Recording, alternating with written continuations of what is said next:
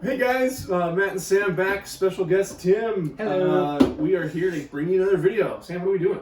We are going to do our favorite games right now. So we had a lot of games. This was a tough one for us to limit down. So we're doing our top 4 with an honorable mention. So kind of a top 5. We just won't go into depth. So I'll start. Perfect. And my honorable mention is going to be Wingspan, and mainly because it's one that we did in a different video. So if you want to know more about Wingspan, you can go back to our old videos and check that out. But it's a beautiful game, has some awesome mechanics, it's easy to learn and play. The rulebook's a little bit tough at first, but once you get going, it's a lot of fun, and it's one that Amy and I play all the time. So I would suggest that's my honorable mention. But let's go with number 4 on my list of favorite games right now is called Unearth. Unearth is a simple dice placement game, and so what's interesting about this one is you have 5 dice. 3 of them are 6-sided dice, one's a 4-sided, and one is an 8-sided.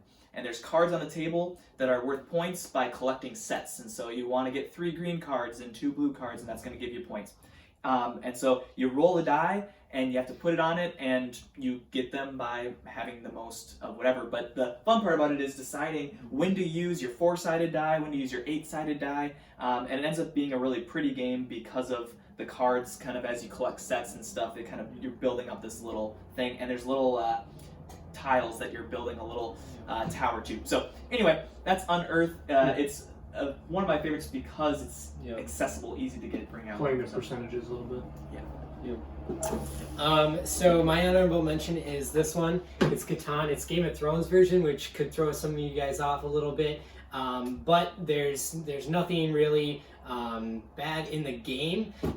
So I was apprehensive when I bought it, but then I took a look at the reviews and everything. It looks all good and clean. So. But yeah, it is a Game of Thrones theme, but the basic difference, it's you play the same way as Catan, only you have an additional mechanic where you have a wall that wildlings are coming out at you.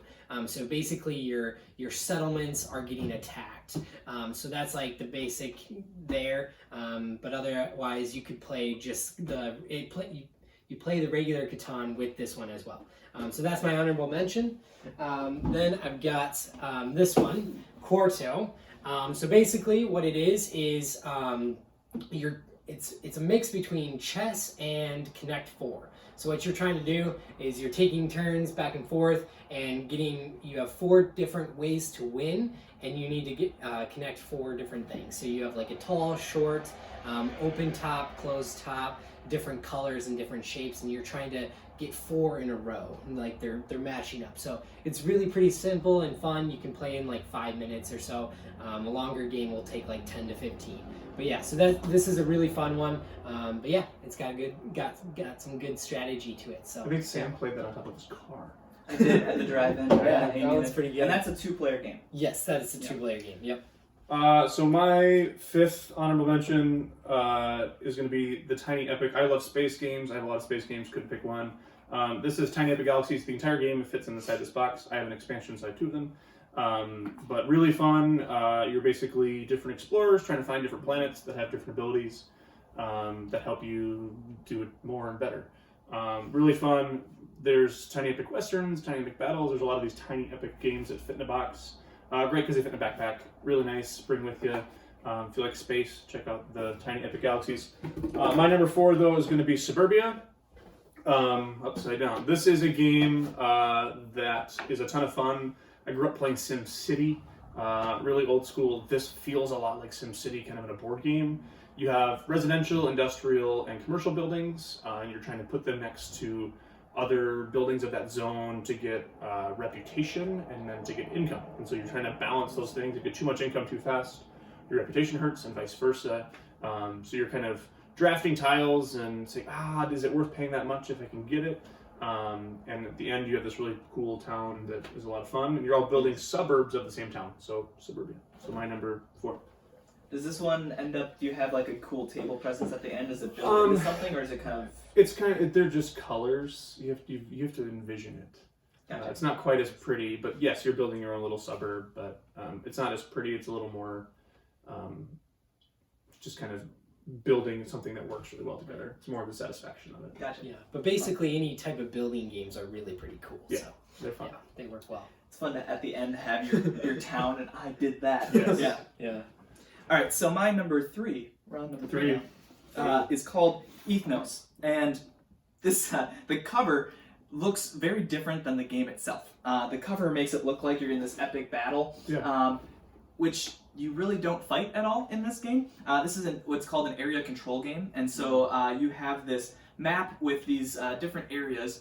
And what I love about this game is it combines area control, where you're trying to get pieces onto that map so that I have the most in a certain section to get points. But it also has a very quick gameplay. If you guys remember, if you watched the video back when we talked about one of my favorite games is Century, and that one has quick gameplay. And I love that when like I finish my turn, and then by the time I know what I want to do next, it's my turn again. And this game has that. You have cards of different creatures, and so there'd be like ogres and dwarfs and all these different things, and you're playing them down to try to get your pieces onto the board. And so you're either picking up a card, playing a set of cards, or placing something on the board, and that's the whole game. But because of that mix, it's a lot of fun, and it also has an element where you don't know when the end of each round is, because a certain card is shuffled in the deck and can end the round at any point. So because of those mechanisms, because it's quick, it allows enough strategy to go, ooh, this round could end at any moment, should I just get the points now, or should I wait and try to get more points? So kind of fun, and it also has a way of adding more complexity or less, depending on what you want. So that's Ethnos. Nice. Yeah, so, oopsie, sorry, I messed up here. Okay, I had them in the wrong order. Okay, this next one, number 3 for me, is King Domino. I love this game. You're building a little kingdom. You have your centerpiece, that's your keep or your castle, and you're building around it, and you have to connect to your different pieces. So like if you have woods or grass, you have to connect the wood or grass together, and it's helpful. They're all color coordinated, so it's easy to like, oh, I can line this up here or whatever. And you're trying to like make a little 5x5 kingdom. You get little blocks that come out, and you connect them like how you would with dominoes. So yeah, you can, and there's a couple like different ways you can play too. So like you get extra points if your castle is in the center of your in your kingdom, and different stuff like that. So this one's really fun. I love this one. This one's actually pretty quick. Yeah, but it's a really great game. That one won an award a few years ago, right? I think so. Yeah. It's on Yeah. Oh yeah. Spiel des Winner. Jahres. There we go. Game of the year. King Domino. Game of the year. There you go. So my number 1, B, C. Really, mine are 1A, B, and C because I like all of them. This is Terraforming Mars.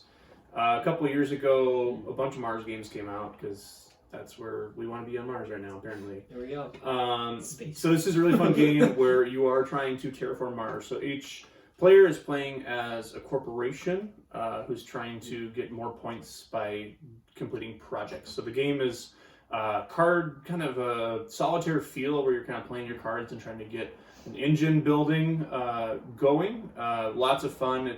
This game is very, very pretty.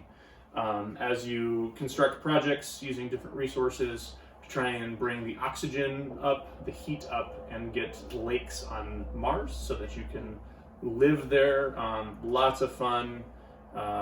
It's a little bit more individualistic. It's not quite what's called a take that mechanic where like I can make someone's turn really tough. There's a little bit of that to keep it interesting, but it's kind of collectively you're doing all the Mars building, but you want to try and do the most. So you're definitely playing together, but not quite as painful when someone does something else. So that's my number 3, Terraforming Mars.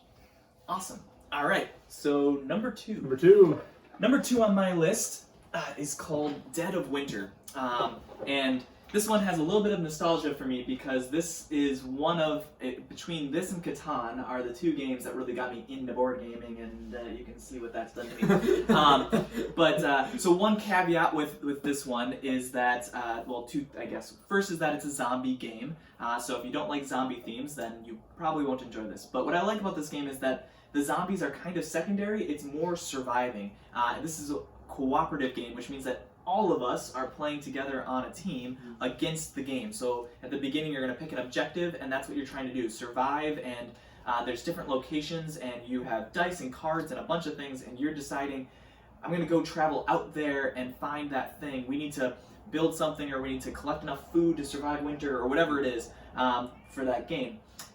One thing that this game has that's really cool is called crossroads cards, which means that on the beginning of my turn, the person next to me is going to flip over a card in the deck, and they're going to read it, and it says, if I do something, then read this card. So at any point, Tim could stop me and go, all right, hold on, and he could say 10 zombies come out, and like he'll read whatever the story is, and it adds a dynamic that you never know if that thing's going to happen or not. So I love the cooperative part. I love it really builds a story in a sense. Each game feels so different.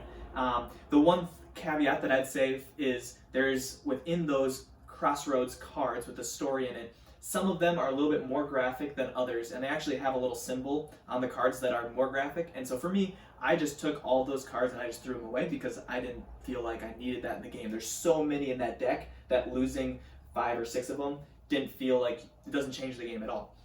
Some people might not care about that, but for me, it made me feel like every time I pull that card, I'm not going to worry about what the content of that card is. So that'd be one thing I'd suggest just before you play it. Go through those cards, read through them, and if there's any content that you don't want to play with, then set it aside and play with the content and this would be one I'd say is probably more high school level because of the content, but lots of fun, really good as far as those cooperative games go. So, Dead of Winter. Working together. Nice. So this is number 3, right? Or is it number 2? Okay.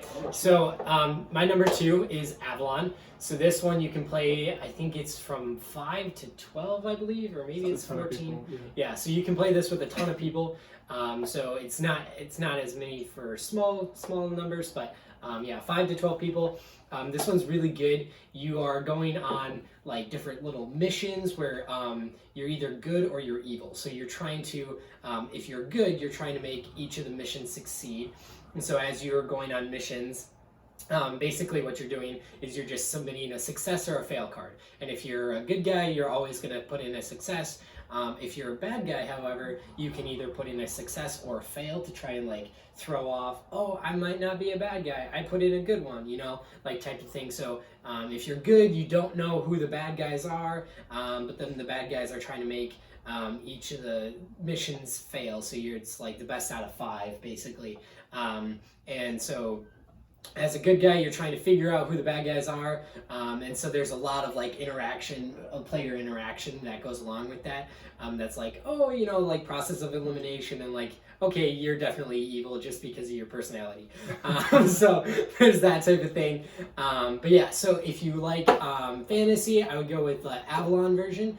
Otherwise, you can go with the space version, or like futuristic a little bit more, and that's called the Resistance. The exact same mechanics, same game, but just 2 different themes. So my favorite though is the Avalon one. So there you go. I love the conversations that happen in the game. Yes, you're vying for like, no, send me. And it's like, because I want to make this fail. And it's like, no, I'm the good guy. Yeah. The conversations are great in that game. I had one game. Sorry, I had one game where we had a debate, and one of the friends that we were playing with, he started sweating profusely because of how much he was arguing. I'm like, no, I am a good guy, and it was so great. It was so funny. Beautiful. A lot of accusations with nothing to back them up. Exactly. So good. My number 2 is a game. This is actually pretty new. This came out last couple of years, called Disney Villainous. This is a really fun game that also happens to be Disney themed. In which you are actually playing as the Disney villains, and it's the tagline is "the worst takes it all." So you are playing as all of your favorite Disney movies, but instead of the heroes, you're playing the villains. This is a really pretty. So this is Jafar. You can see really pretty art. It actually was. They took the original artists of the Disney movies and had them recreate different scenes. So it's not screen grabs from the movies. It's all new art. It's really pretty. A lot of fun. You're playing basically depending on who you are. So Jafar is trying to get Genie into the palace, and Yzma is trying to get rid of Cusco, and all these different villains, Scar from The Lion King, all these different things are very thematic to their movies, so it's really familiar. And then you're playing on each other, you're actually playing heroes. So I would play Genie or Aladdin or Abu on Jafar, and like, So a lot of fun, really thematic, kind of a deck builder area. There's a lot of different mechanics to it. It's a lot of fun because it's Disney. It's a lot of fun game without the Disney theme. But I've gotten a lot of friends who aren't super into board games getting to play this because it's so much fun. It's very, very Disney. And then you can step from here to another game. But Disney Villainous, my number 2. All right, number 1, our top game right now, our favorite to play, and really, I feel like you guys maybe agree with this. Depending on the day and the group of people, it changes. Like these would change in the order. Like some of these games I'd pull out with different groups more quickly. But my number 1, I'm gonna go with is called Deception: Murder in Hong Kong. There's this exact same game is also called like the CS Files or something like that. I'm not positive, but anyway, Deception is the one that I have, and so the one caveat to this would be, if you don't like murder mystery games, if you don't want to play a game where you're trying to solve a murder, then this is not the game for you. But what I love about this game is kind of what you were talking about with Avalon Resistance, is the conversations that happen. So what you do in this game is everyone's going to have 8 small cards in front of them. 4 of them are going to represent the evidence of a potential murder scene, and 4 of them are potential murder weapons. And so everyone gets a secret identity. Some of us are just going to be investigators trying to solve the crime, and one person's going to get a card that says murderer. That murderer secretly is going to tell one other person who's going to be giving clues what, out of the 8 cards in front of them, is their weapon and the evidence from their crime scene. The rest of the game is the one guy who knows what the murderer has is giving clues silently with these tiles that are on the board. Everyone else is kind of looking at that and then looking at everybody else's cards and going, I think that Matt with that weapon over there, that makes sense for the clues that we've been given. And then we're all arguing, going, no, it's definitely Tim with this. And the fun part about this game is we've played it a lot, just the base, with the basic character or whatever secret identities. But there's other things that can make it even more. So you can give the murderer an accomplice who's going to try to help that murderer get away with it. So it's fun because you can add more and more to it. There's a ton of replayability because of all the cards. There's tons and tons of cards. And so think of it like Mafia, if you've ever played Mafia, or kind of has a little bit of like Werewolf, I guess, or Clue. It's kind of like all that together. It's a lot of, if you enjoy trying to put a puzzle together and figure out, solve that, who is the crime, everybody gets only one official guess to say, I think it's this. And if you're right, you win. But if you're wrong, then the murderer gets away with it. So Deception is one. It plays 4 to 12 players, and then if you get an expansion, you can play even more. I've played it. I would say it is most fun between 6 and 10 players. We played with 12 once, and it was crazy. I mean, it was just like there's so many things happening, but. It's a great party game if you like to deduce things and try to figure out. And there is the talking, and you can do some gamesmanship, but you can also ignore everybody and just play the evidence on the table. Either way works, and so it's a lot of fun, regardless of if you're a good liar or not. You don't have to be. Where some games you have to be a good liar. Anyway, that's Deception. We're in Hong Kong, my number 1. Yeah, that one is also really good because not one person can dominate the conversation, because each person gets like a time limit too for how much they talk. True. So that's really fun too, especially like I love to talk, and so I'll typically dominate a conversation when it comes to games like that, so I can get a little annoying in that way. But anyways, so that's a good aspect to it. I've been known to quarterback. Yeah, I'm sure we can all say the same for that. Anyways, okay, my number 1 is called Hero Realms. This is a game that you got, it's fantasy version. There's also the Star Realms. It's the same exact mechanic, same company, same make and everything. You just have 2 different themes. So there's the space version and the fantasy version. I love the fantasy version. But basically what you're doing is you're playing characters, and you're collecting different cards through like a store or a marketplace. So you're buying cards, you're cycling through your deck. It's called a deck builder. And so as you're doing that, you're trying to eliminate all the other players. And so there's a lot of table talk with this one. There's a lot of like, I want this card, but I can't buy it yet. And so like really like trying to figure out what the best move is going to be for you, and like deciding which cards you want. Just a little quick disclaimer, there is evil in this, so you have 4 different factions. There's good, evil, guild, and wild. The evil can get a little creepy, so just a quick little thing on that. So if you don't really like the evil... Play Star Realms. Yeah, play Star Realms if you don't want the evil theme in there. So, but yeah, otherwise, like there's no swearing or anything, so otherwise it's a great game. I love this one. And is that 2-player, or can you do more Sorry, than 2? yes. So the base game is 4 players, and there's a bunch of expansions. You have different character packs that you can buy. You can buy the campaign deck, and you can buy boss decks. So I've got all the characters, all the campaign, and So you can all buy the this boss and decks. just play the base, but you Right. can also add to it. Right. So it Yep. can be affordable or really expensive. Right. So I bought it on a Kickstarter, so I got all of it together for $80. But yeah. My number 1 right now is a game called 5 Tribes. Mine's actually 6 Tribes because I have an expansion. All of my games actually that I've shown you guys, I have expansions for. I have a problem. But this is a really fun game. If you guys remember from grade school, even the game called Mancala, where it was just the bead that you pick up and you go around and you're trying to drop them in your piece. That has this mechanic. This is a really fun. I've not seen another game with that mechanic. So you have all these different colored meeples that are all over the board, and you're trying to figure out to pick them up and drop one as you go, and use that last one to influence or to get something, or all these different things. So, favorite thing about this game is there's actually 5 different ways to win. Each tribe, or 6 ways if you're me, has a way to win. So it's not a like once you figure out the game you're gonna win every time, because there's always a different way to win. If Sam starts going after green, I might start going after blue and mess him up. So there are a lot of really cool ways to adapt. The board changes every time, so every game is going to be different. And like I said, there's actually I think 2 expansions now. I have one of them that makes it even bigger or more, or you can just pull that out if you want a quicker game. But 5 Tribes, a lot of fun. Of just like I said, that Mancala mechanic that you don't see a lot in games. Plus really good strategy figuring out how are you going to mix those 5 different ways of winning to get the most amount of points. So my number 1 right now, 5 Tribes.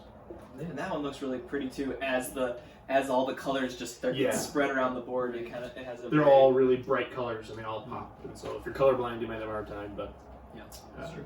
Yeah. There we go. Well, there you go, everybody. That is our top 4/5 4/5. favorite games right now that we enjoy playing. And yeah, we hope that this encourages you. If you're looking for something new, want to try something, there's a wide range of games presented. And so hopefully there's something that you would be willing to try. We would be more than happy to talk about any of these Right. or more. As there obviously is more, we've spent some money. So let us be a resource to you if you're curious about a game or a certain mechanic that you're interested in, or different things like that. Or hey, is there a deception game that I could play with younger kids? Let us know. We'd love to help find some games that work for you, and to get into the hobby. We all love board games so much, and hopefully we can pass it on to you. So There you go. thanks, guys.